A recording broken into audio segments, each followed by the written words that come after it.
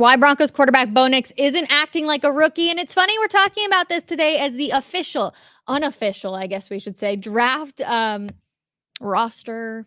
Just left my brain. We're going to talk about it, though, because I'm kind of pissed off about what Sean Payton tends to be doing and why Bo Nix is listed as quarterback number 3. We'll get into that at the end of the show. Welcome into your Denver Sports Daily for August 6th. Let's go.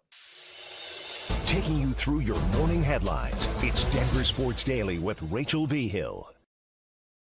Okay, so we're going to get into the unofficial depth charts. It came back to me, everybody. I promise we will do that at the end of the show, but we've got plenty to talk about because Bo Nix is not acting like a rookie quarterback. He may be a rookie, but he's in fact not acting like it. And second-year running back Jaleel McLaughlin says that he's, quote-unquote, teaching me things. Take a listen. Oh, man, he's very mature. Very mature. I would say he's teaching me things as well. So I think that, that's just a testament of who that guy is in Bo. And, he's a hard worker, focused, laser sharp. So it's fun. It's fun back there with him. Like, what is he teaching you specifically? I won't go into specifics, but it's a lot of different things in my route running that he's been teaching me. It has been very noticeable at every single day of practice that Bo Nix has the confidence. He's comfortable. He knows what he's doing. Those 5 years in college really did help him advance and take the next step here in the NFL. And you see that every single day at practice, whether you're on the media side of things or you're sitting on the hill as a part of Broncos country. You notice the small things that Bo Nix is doing, whether it's taking extra reps or it's talking with a lot of the guys, asking the offensive line what they need to be seeing, helping Jaleel McLaughlin with his route running. Bo Nix is not acting like a rookie QB, which is why Sean Payton, him putting him as QB number 3 on the unofficial depth chart, is a little rude. I'm like frustrated by it. I came into the studio this morning and I was like, really, Sean Payton?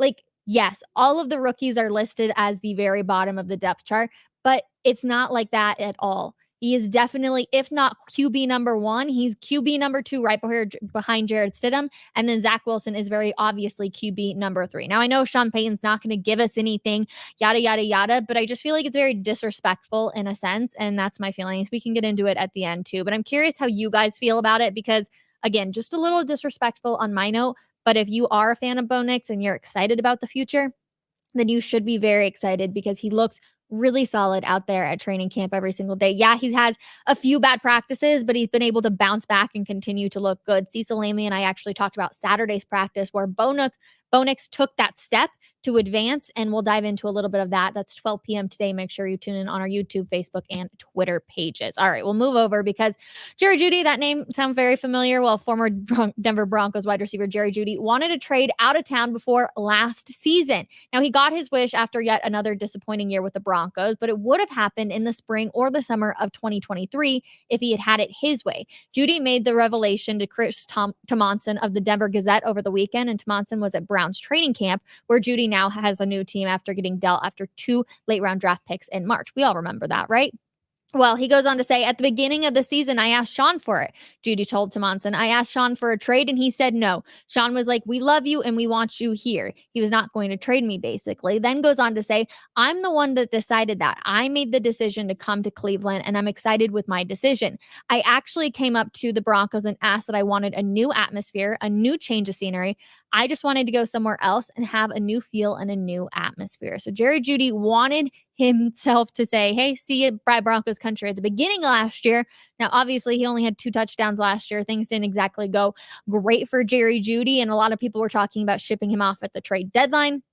That, of course, doesn't happen either, but we saw it happen in March. So I honestly wish Jerry Jeudy the best. We know there was a lot of antics that came with him. We all remember some of the sideline stuff, some of the locker room stuff, and you kind of wonder, was this, one of those things that he just was like, I'll make a bit of a fool out of myself and see what they end up doing. But hey, he ends up leaving. He goes to the Browns. We'll see how he looks out there and just a new atmosphere. We'll stick in the NFL, but we're going to head over to Minnesota now because the Minnesota Vikings released their first unofficial depth charts for the 2024 season, listing Sam Darnold as the starting quarterback. The backup quarterback position is shared by rookie J.J. McCarthy and veteran Nick Mullins. Interesting that the backup position is shared by those two guys. I'm like, are we all going to be doing this when it comes to these rookie QBs? Like, you're not going to actually give them any sort of starting nod, and you're just going to put all of the veterans ahead of like stuff. Is this how all the coaches in the NFL are going to be doing it, or is this just a Sean Payton thing to list Bo Nix as number 3? I'm still pissed off about this, you guys. I don't know if I'm going to get over it today. So I'm glad I'm going out to practice here after this, and I guarantee the first question out of the media's mouth is, unless something happens crazy at practice, is going to be, hey, Sean, Zach Wilson hasn't played with the ones here in quite a while. So why is he listed as quarterback number 2? But that's my personal opinion. Okay, moving on. We will stick in the NFL. Kansas City Chiefs star Harrison Butker has signed a contract extension that reportedly makes him the highest paid kicker in the NFL. In a deal reached on Monday, Butker has agreed to stay with the Chiefs for 4 more years. According to NFL media, the contract extension is reportedly worth $25.6 million, which $17.75 million that is guaranteed. Butker, who helped the Chiefs get to the Super Bowl 3 times, made 33 out of 35 field goals attempts last season, with all 38 extra point attempts statistically revealed. So Harrison Butker staying with the Chiefs, no surprise there, but making him the highest paid kicker in the NFL.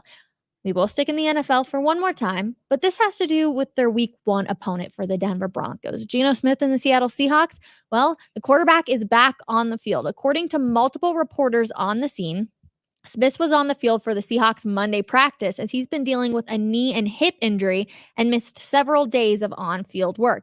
The Seahawks also have Sam Howell and PJ Walker on the roster at QB, but these type of injuries tend to linger for a little bit. So I don't know if they're just being cautious up there in Seattle, or if this is really going to be something that we need to look forward to as we approach week 1 when the Broncos will head out to Seattle. Could we see Sam Howell out there as QB number 1 on that day if Geno Smith is not ready to go? My guess would be he's going to do everything possible to make sure that he's ready for that first Sunday game, but you never know. Again, these injuries tend to linger on. We will go to college football now. Let's go. The Georgia Bulldogs are back on top heading into the 2024 college football season. They rank number 1 on the preseason USLBM coaches poll, which was released on Monday. Ohio State comes in at number 2, followed by Oregon, Texas, and Alabama. And the defending national champion Michigan Wolverines opened the poll at number 8. Washington, their opponent in the college football championship game, is unranked. This comes as no surprise as Jim Harbaugh obviously left the Wolverines, and now they've got a new head coach. So this doesn't really come as any shock, but I know everybody is getting excited for college football as well, just as we are with the NFL. So just a little update with you guys on that one. As like I said, Georgia, they start at the top now, but to the NHL we go, because the Colorado Avalanche announced on Monday that they have signed Oliver Kylington to a 1-year deal worth $1.1 million for the upcoming season. He's 27 years old, has played in 201 games in the NHL, all with the Calgary Flames, and appeared in 33 games for the team last year. He missed most of last season and the entirety of the season before due to quote-unquote personal reasons, but his perseverance earned him a finalist nod for the Bill Masterton Memorial Trophy. The defenseman opened up over the weekend sharing a struggle with mental health. Makes a little bit of sense that he stepped away from the game, but he is back. Kylington has reported 55 points in his career and has played another 12 games in the postseason. He had a strong 2021-2022 season, his last full season notching 31 points in 73 contests. So we're excited to see him out there. Training camp for the NHL is going to be here before we know it as well. Things are really starting to pick up, but nice to see that the Colorado Avalanche continuing to add some more names at not that too much of an expensive cost either. Now, speaking of the Avalanche, let's go to their little brother over at the Denver Nuggets and Nikola Jokic, obviously. So the Olympics still going on, and we will see soon who will be winning gold. But Nikola Jokic and Serbia will likely get a third chance to topple Team USA thanks to an unbelievable comeback on Tuesday against Australia in the quarterfinal of the 2024 Olympics. They end up winning 95-90 in overtime. The 3-time NBA MVP had an all-timer, completing his day with 21 points, 14 rebounds, 8 assists, 4 steals, and a block on 8 of 19 shooting. Team USA's quarterfinal game comes later today, where the Americans are a giant favorite against Brazil. Serbia, who were among the favorites in this tournament and finished better than the U.S. in the last summer's World Cup, has been pounced by the Americans twice in the last few weeks. First time they met was in an exhibition match where USA won 105-79. Then the two squared off in the Olympic opener, where Serbia was bested 110-84 in group play.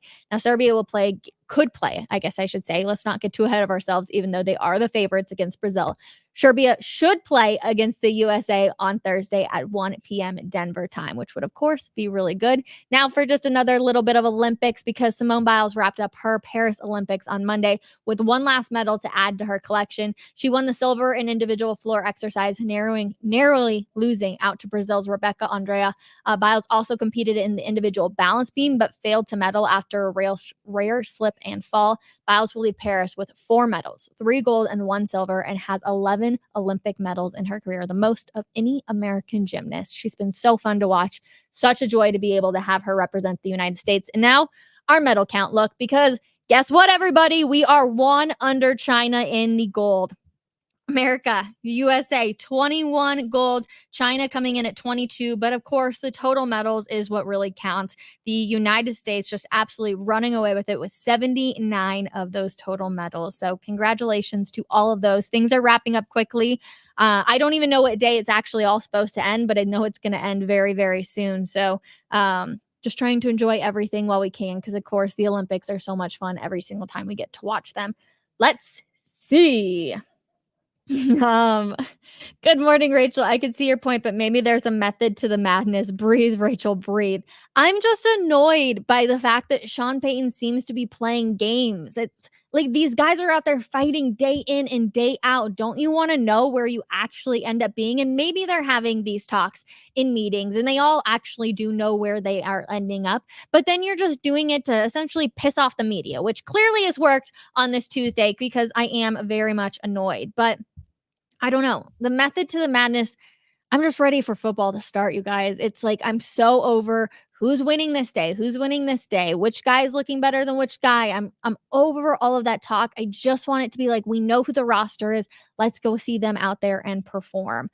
Go USA, bring home the medal. Let's go USA. Obviously going against Brazil today in basketball. There's a ton of other stuff going on as well, but would love to see Team USA bring home the gold as well when it comes to that team. Let's see. Stidham being the starter couldn't be a bad thing. Rookie QBs that sit are obviously more successful in recent history.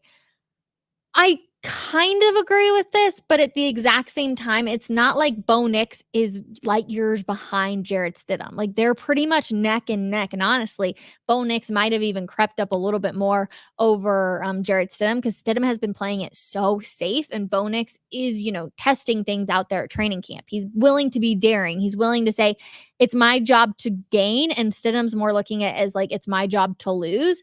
And I just think, go with Bo Nix, go with the rookie. That's why you took him at 12. You want to see what he's able to do. So, we'll see what Sean Payton obviously decides to do, but I cannot wait for the podium today to see how Sean Payton answers all of these questions. But you guys, it's going to do it. I got to get out to Broncos training camp. So, excuse me. I will see you guys tomorrow. Like I said, Cecil Lammy, though, is on coffee break with me today. A really, really good episode as we kind of talk about just all of the loads of I'm trying not to curse here, but the loads of crap that we've been watching and seeing and hearing about what's going on at Broncos training camp, and how a lot of that's actually hasn't been true. And it kind of goes back to this unofficial depth chart again, because again, it's all kind of just a lie. But I'm going to leave you guys on that note. Thank you guys so much for always commenting, hanging out with us. If you're watching us on YouTube, make sure you are subscribing and liking, and make sure you tune in Coffee Break 12 p.m. today. And we will see you guys tomorrow morning at 10 a.m. Have a wonderful Tuesday, everybody. Bye.